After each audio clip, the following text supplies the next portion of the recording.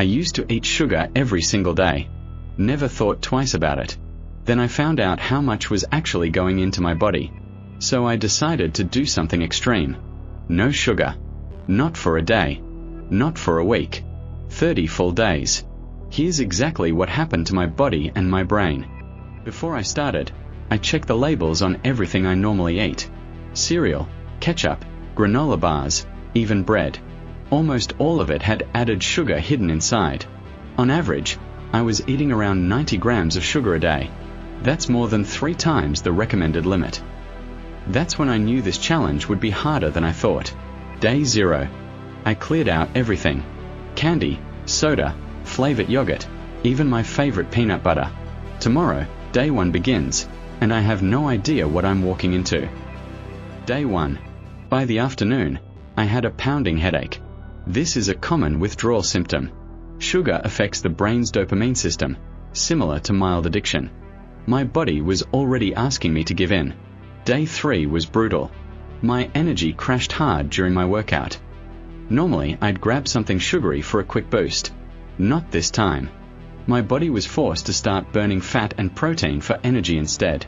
By day 5, grocery shopping became a whole new skill.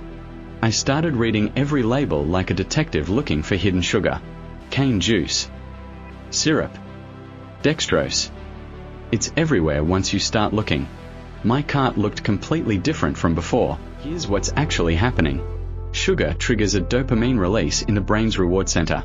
The same pathway involved in other addictive behaviors. That's why cutting it out cold turkey causes real withdrawal symptoms. Headaches, irritability, and intense cravings. And I was about to feel all 3. Day 7. I snapped at my best friend over something completely small. I felt terrible right after. Low blood sugar swings were making me way more irritable than usual. Day 10 was the first real turning point.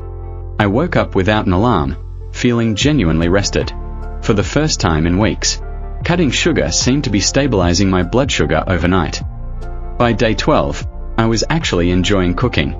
I started making meals from scratch instead of relying on packaged food.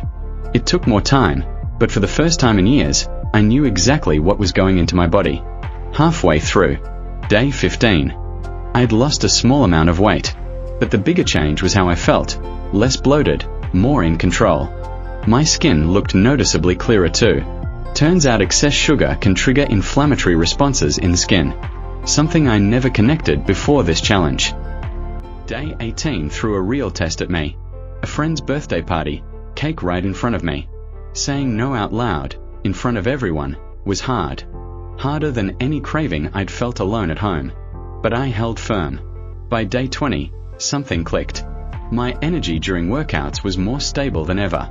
No more sugar crashes mid-session. My body had fully adapted to burning fat for fuel. Day 22 was strange. I bit into an apple and it tasted almost too sweet. My taste buds had actually reset. Food I used to think was bland suddenly tasted rich and full of flavor. Day 25 brought a mental clarity I wasn't expecting. No more afternoon brain fog.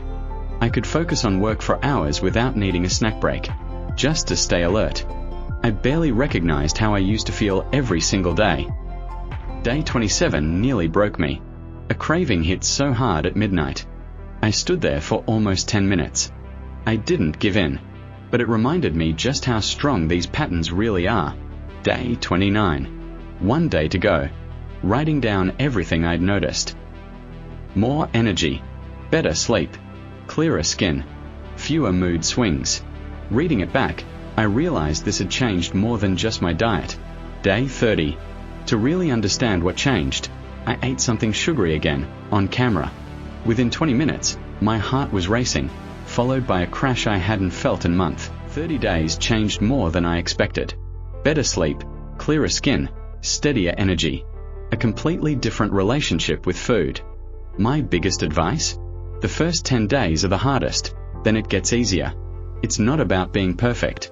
It's about noticing how sugar was affecting you. If you enjoyed this, subscribe for what I'm trying next. Let me know in the comments what I should try after that. See you next time.